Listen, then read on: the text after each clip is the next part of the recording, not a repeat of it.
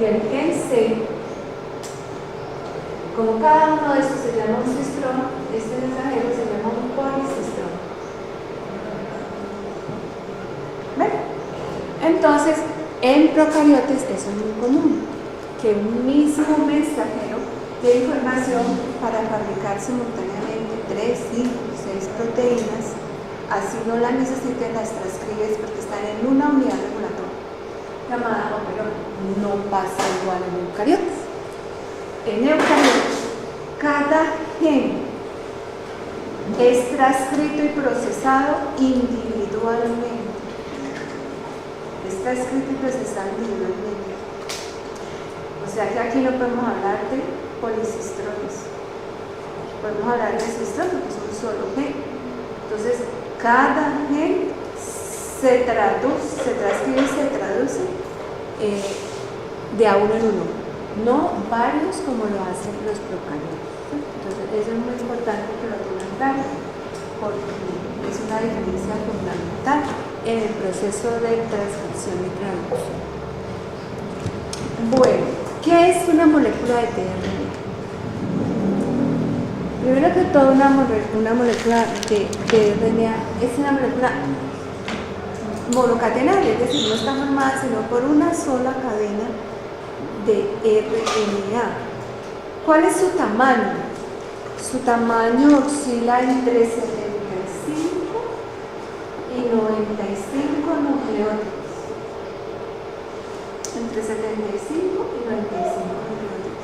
Como es una molécula de RNA, tiene un extremo 5' fosfato, como toda molécula de RNA, inicia en un extremo 5' fosfato y termina en un extremo 3' OH. ¿Verdad? Como toda molécula de ácido nucleico. Pero esta molécula es bien curiosa, porque ella tiene zonas de autocomplementación. Tiene 1, 2, 3, 4 zonas de autocomplementación, ¿cierto? Y tiene 5 grupos no apareados que forman estos bucles. Este es un bucle, este es otro bucle, este es otro bucle, este es otro bucle, y esta otra zona que no tiene paredes, ¿cierto? Entonces tiene 5 grupos de bases no apareadas. Esta que está en el bucle, esta otra que está en este bucle, esta otra que está en este bucle y esta otra que está en este bucle. ¿Verdad?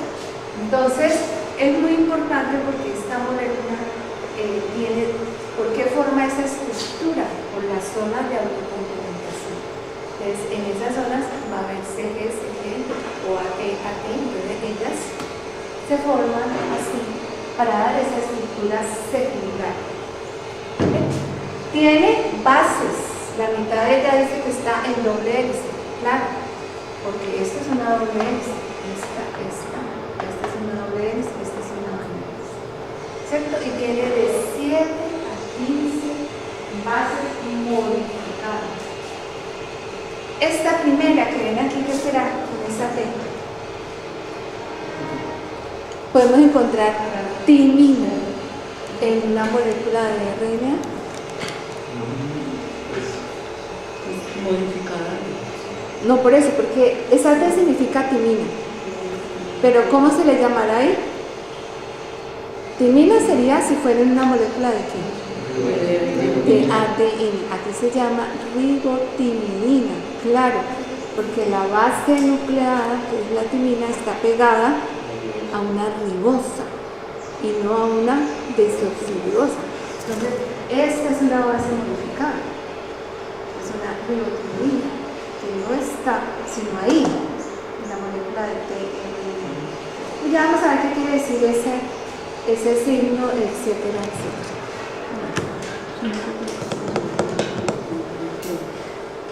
Invariablemente, toda molécula de tRNA termina en su extremo 3OH en CCA. O sea, en citosina, citosina, adenina. Citosina, citosina, adenina. Miren que toda la molécula termina así. O sea que su extremo CCA es un extremo invariable. Es una molécula invariable. Bueno, vamos a ver en su secuencia. Ustedes ven que aquí, por ejemplo, hay C, pero hay un apareamiento muy interesante. ¿Qué apareamiento hay aquí? Un apareamiento G1. Y este apareamiento es muy interesante, ya que este apareamiento en la molécula es un apareamiento de regulación. Vamos a ver. Y hay esta base que está solita, ¿cierto? Que no tiene par, que no pertenece a esta terminal, pero que no hace parte de la doble hélice. Quiero que tengan en cuenta esos sitios para hablar de ellos ahora. Bueno, ¿cuáles son las bases modificadas que tiene esta molécula? Entonces tenemos que puede haber 5-metilcitosina dentro de la estructura, que puede haber una dihidrouridina. ¿Y dónde podemos encontrar la dihidrouridina? Miren aquí en este loop. Sí, dihidrouridina. Si ven la base como es, 2 hidrógenos, dihidrouridina, y la vamos a conocer como esta modificación en esa molécula. Miren dónde podemos encontrar dihidrouridina en la molécula de un tRNA. Entonces, en este bucle vamos a encontrar aquí estas bases modificadas.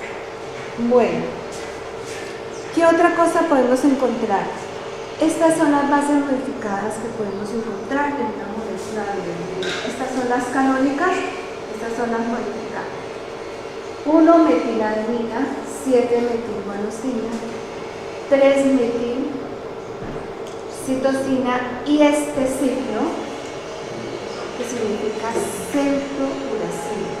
¿Por qué se llama un pseudouracilo? Pues porque tiene una molécula, dos puentes de hidrógeno ahí que no estaban antes señalados. Pseudouracilo. Parece ser un uracilo, pero si ustedes ven su secuencia es diferente. Bueno, entonces, en toda molécula de tRNA hay una sola invariante, la que acabamos de decir, CCA. El brazo que tiene esa molécula que vimos ahora, hidrouridina, se va a llamar el brazo D. O sea que toda esta zona se llama el brazo D porque tiene dihidrouridina. ¿Sí? Pues lo acabamos de ver, si mírenlo aquí. O sea, dihidrouridina. Por eso se llama el brazo D. Ah, no, pero tiene menos. ¿Ya? Bueno. Ahora, este se llama el brazo D. El opuesto, por tener ribotimidina, pseudouracilo y citosina, se llama el brazo T, Phi y C, o T, Si y C. Esa es la letra griega de Profe, se tiene ribotimidina, pseudouracilo, ¿qué más? citosina.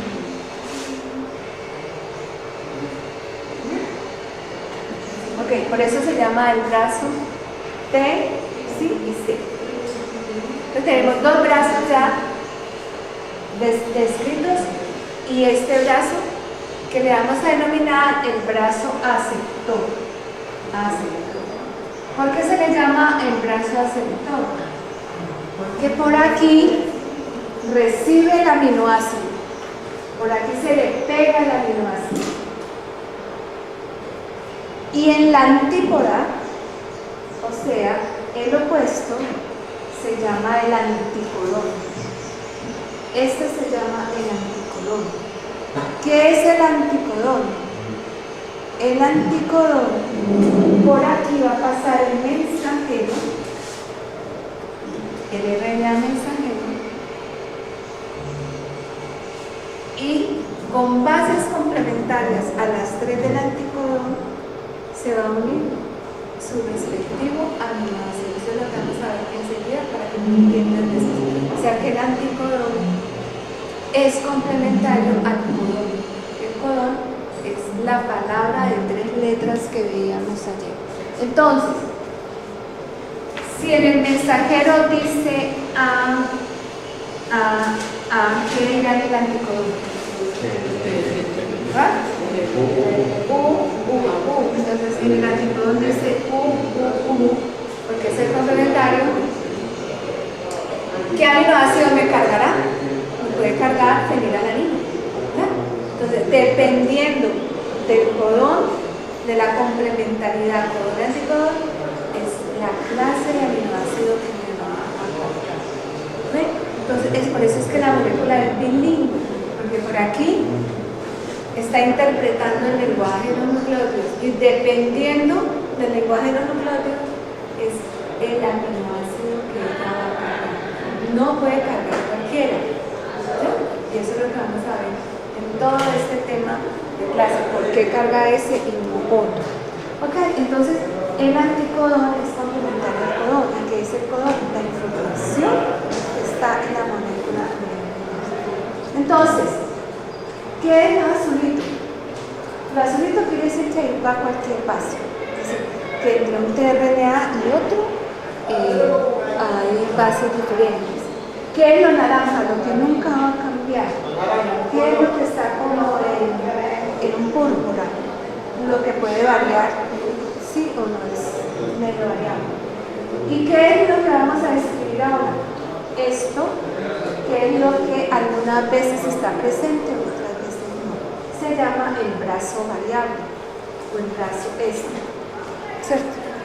O sea que esa zona de la molécula del tRNA puede estar como no puede estar. En una molécula de tRNA. Bueno. Ustedes miran la complementariedad codón-anticodón. Entonces, por aquí es la molécula del tRNA y por aquí es el codón del mensajero. Pues cuando esto hace complementario, es lo que le ordena a la molécula pégese este aminoácido y no. Entonces, miren el brazo como el de variables, el brazo variable. Por ejemplo, el tRNA de fenilalanina tiene un bracito chiquitico, el tRNA de metionina tiene un bracito chiquitico, pero miren el tRNA de serina tiene un brazo de largo, todo comparado con los otros 3. Entonces, por eso se dice que el tRNA tiene ese brazo que es muy variable. Si tenemos 22 aminoácidos, ¿cuántos tRNAs creen ustedes que hay? Si tenemos 22 aminoácidos, ¿cuántos?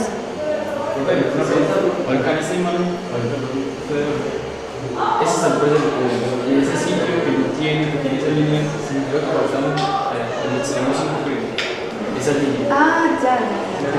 No, es que está ahí, no es que falta, esta es una modificación que se llama inosina. Esa es una I, no es que le falte nada. Miren, un anticodón puede tener una base modificada que la vamos a representar por la letra I. ¿Qué es la letra I? La letra I es inosina. ¿Y qué es una inosina? Como vamos a ver adelante, una inosina es una adenina modificada. Una adenina modificada. Y por eso esta no es que le falte una letra, sino que significa una base modificada de la adenina, ya se desprende de la adenina. La adenina, esa se llama inosina.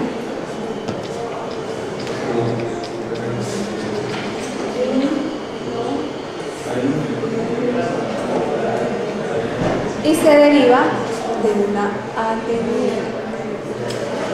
Generalmente, ¿dónde encontramos la inosina?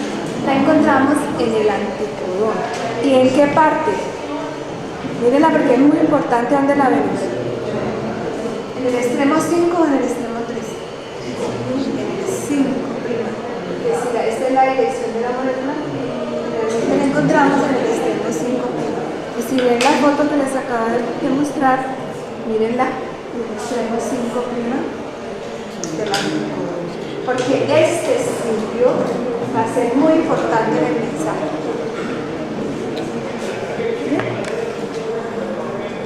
No lo olviden que adenosina está en el extremo 5'. ¿Cómo es que? Inosina. Inosina. Y esa modificación, ¿cuál es? Ahorita la vamos a ver. Yo creo que yo la tenía aquí. No la tengo más adelante. Ok. Bueno, hemos visto la estructura secundaria, pero esta es la estructura terciaria. Ya la habíamos descrito como una L invertida. ¿Recuerdan? ¿Qué es esta L invertida? Eso es muy interesante, porque miren cómo los sitios más importantes de la molécula, que es el sitio aceptor y el antípoda, están exactamente opuestos en la antípoda uno del otro, sin que haya un impedimento alostérico que vaya a dañar la información. Y miren los bucles, ellos se superponen, el brazo D con el brazo T, sí, C, formando este bolsillito que ustedes ven aquí, este pop, un bolsillo que es bastante grande. La estructura de esta molécula, ¿cierto? Es decir, ella tiene esa forma de estructura terciaria. Entonces, el antípoda acá, el brazo aceptor y los dos bucles unidos interactuando. Es una norma que se observe el aceptor y el antípoda siempre opuestos. Siempre están opuestos, y ahora va a ver por qué. Bueno, como les dije, ¿cómo es que esta molécula es bilingüe? ¿Por qué se le llama la adaptadora, la cargadora, la bilingüe? Reconoce los aminoácidos y por acá el mensaje que le está diciendo cárguese de determinado aminoácido y no otro, ¿cierto? Entonces, en el brazo aceptor, ella recibe el aminoácido, pero antes de recibirlo, ese aminoácido que primero tiene que estar, activar. Entonces, lo primero que tenemos que hacer es activar el aminoácido. ¿Cómo se activa un aminoácido? Yo ya les había adelantado, todo aminoácido se activa recibiendo una molécula de ATP en su extremo carboxiterminal. Este es el extremo amino, este es el extremo carboxiterminal. Hace un enlace de tipo este, ¿cierto? Entonces se hace una acilación, como ustedes ven ahí, una acilación. ¿Por qué? Porque se une una molécula de ATP con un aminoácido. Y cuando se le une la molécula de ATP con un aminoácido, se libera tirofosfato. Ya quedó activado el aminoácido. ¿Cómo? Por el extremo carboxiterminal. Entonces, ustedes ven aquí, ese compuesto que acabamos de formar se llama un adenilato de aminoácido. Adenilato porque lleva una molécula ahora es un ALB porque ya no funciona con un fosfato unido al aminoácido. Ese compuesto se llamará siempre aminoácido adenilato. Ahora vamos a hacer la transferencia.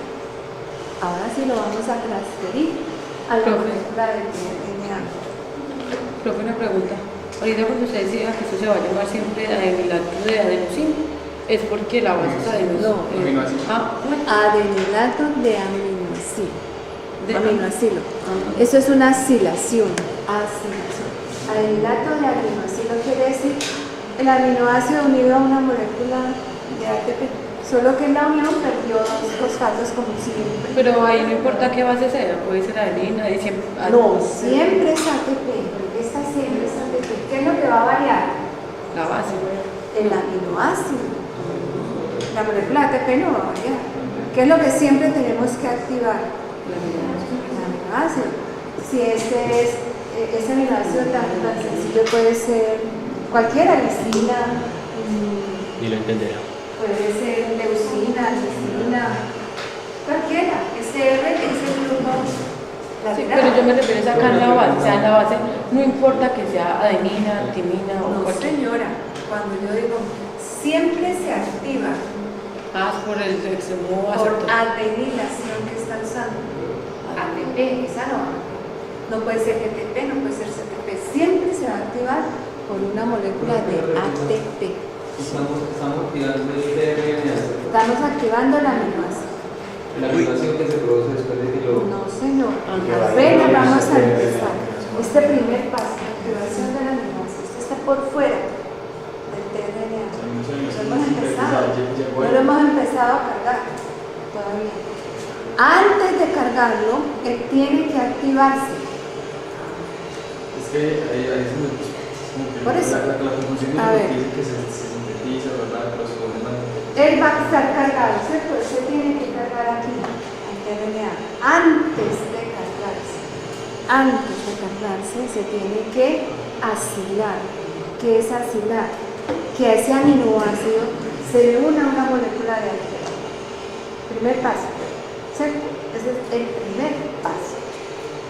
¿Esto qué quiere decir? Cuando se le une la molécula de ATP, que ese aminoácido quedó activado. ¿Ya? Ahora, ¿cómo se transfiere a la molécula de tRNA? ¿Cómo va a llegar allá? Entonces ustedes ven aquí cómo se va a cargar el tRNA. ¿Ya? Entonces, miren el aminoácido para cargarse, para activarse, el dónde se va a unir a la molécula de tRNA. Recuerda que el brazo aceptor, ¿cómo es? A, ¿cierto?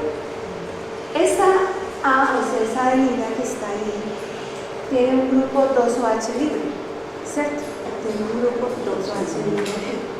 Este es el grupo 2OH libre, perdón, y este es el grupo 3OH libre, que tiene esa molécula. Ella es una adenina que está en el extremo 3 terminal. Entonces, ¿dónde se carga el aminoácido a la molécula de tRNA? Entonces, el aminoácido se va a cargar, o puede ser aquí o acá, en el sitio 3'OH o en el sitio 2'OH, de esta adenina que está en el extremo del brazo aceptor. 3'OH, porque ella tiene 3'OH libre, pero también tiene el 2'OH libre. Entonces, queda cargado al tRNA por medio de esa adenina terminal que está aquí. Vamos a explicar todo el proceso completo. Pues por favor pongan mucho cuidado a esta gráfica que les va a aclarar todo lo que yo les acabo de indicar. Viene entonces la molécula de ATP, está por fuera, ¿cierto? Miren, adenina con sus 3 fosfatos. ¿Sí la están viendo? Adenina con los 3 fosfatos. Este es el aminoácido. ¿Cómo se hace la reacción? Entonces ustedes ven un ácido con este fósforo, es decir, el extremo OH de ese aminoácido reacciona con la molécula de ATP. ¿Con cuál de los 3 fosfatos? Con el fosfato alfa, liberándose pirofosfato. Pirofosfato. ¿Qué tenemos ahí? Ahí lo que tenemos es ya un aminoácido activado. El compuesto que hemos llamado, ¿cómo lo he llamado? Adenosín. ¿Cómo lo llamamos? Adenilato de adenosín. Ok, ahora ¿qué pasa? La segunda reacción, ¿cómo lo carga el tRNA? Miren, este OH, que es el 3'OH, ¿de dónde? Esta es la adenina que está aquí en este extremo. Esta es la adenina que está aquí. Este 3'OH hace un ataque de tipo nucleofílico, lo que siempre hemos dicho, a este grupo carboxilo del aminoácido y lo carga aquí. ¿Ya? Entonces ya quedó el aminoácido cargado en la molécula de tRNA. ¿Dónde? En este extremo. Ahí quedó cargado. Y ese otro. Ya vamos a ver qué pasa con lo otro. Entonces, ¿cómo es la reacción? La reacción es aminoácido más ATP. De esta manera, ¿qué pasa? De esta manera es aquí. Luego es transferido a una molécula de tRNA. Cuando es transferido a la molécula de tRNA se llama aminoácido tRNA. Porque ya está el aminoácido cargado en la molécula de tRNA. ¿Qué se ha liberado? Pues cuando esto sale, se ha liberado la molécula de AMP que estaba pegada al aminoácido. Ustedes ya lo vieron. Por eso me están preguntando por esa. ¿Qué pasa con esto? ¿Cierto? Eso queda libre ya. Mire que sale de la reacción, queda libre. Sale de la reacción más el pirofosfato de arriba. ¿Cierto? Y ya quedó cargado. Quedó primero activado y luego cargado en la molécula de tRNA. Quiero saber si les quedó claro. Yo tengo una pregunta. Miren otra vez. Ese aminoácido que llega para ser activado luego cargado, ya viene sintetizado. O Claro, lo viene. ya viene sintetizado. Usted tiene en la célula los 22 aminoácidos para ser utilizados. ¿Cierto? Entonces, simplemente cada aminoácido de esos tiene que ser activado por una molécula de ATP. O sea que realmente lo que pasa no es que se sintetice a partir del tRNA, sino que lo activa para poder Simplemente funcionar. se activa por fuera, él ya está sintetizado hace tiempo con las vías de síntesis de cada uno de los aminoácidos. Recuerden que hay esenciales, etc. No importa que sea, cualquiera que sea proteonogénico, es decir, que vaya a ser parte de proteínas, tiene que ser activado. ¿Y cómo se activa? Por una molécula de ATP. En esta activación se libera el pirofosfato. Es que aquí está muy clarito, se libera un pirofosfato. Ahora que ya lo tenemos activado en una forma de aminoacilato, ¿qué tenemos que hacer? Ponerlo en el tRNA, ¿cierto? ¿Y cómo se pone en el tRNA? Pues igualmente el aminoácido con este 2OH y ahí se transfiere y se libera la molécula de AMP. Es eso. De esa forma se carga en la molécula de tRNA. Quiero saber si les quedó claro. Entonces, esto no lo hace solo, esto no se hace solo.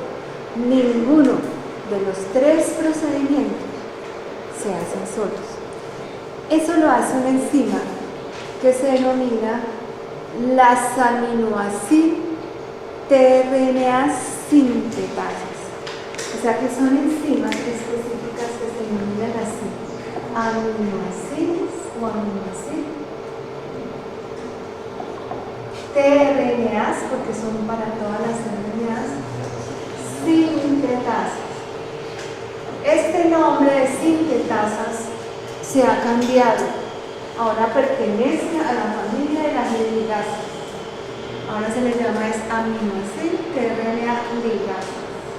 Es un término nuevo porque han encontrado su relación, su secuencia, su formación y todo con las ligasas.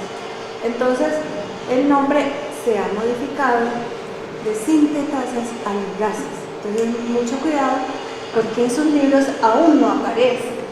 Pero si de pronto ven un artículo y les habla de las aminoácidos tRNA ligasas, ya saben, son las mismas. ¿Okay? No son cosas diferentes, sino las mismas. ¿Ok? Bueno, entonces, miren ustedes. Esas sí son una por cada aminoácido. Los tRNA no, los tRNA no van en relación 1 a 1. Por ejemplo, en procariotes hay 32 tRNAs para 22 aminoácidos, ¿cierto? En nosotros eucariotes hay un poquito más, hay como 45 tRNAs. Ay, ¿será que esto borra?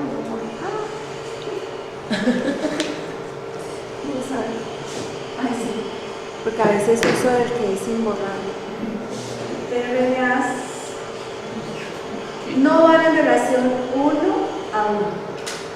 En cambio, las enzimas que catalizan esto que yo estoy describiendo, la carga del aminoácido, la activación y todo eso, esas sí van en relación una a una. O sea que hay una síntesis o una ligasa por cada aminoácido. Eso le da especificidad. Entonces, ¿cuántas variaciones podemos hacer? Vamos a decir que los aminoácidos canónicos son 20. Si son 20 y hay 20 aminoácidos,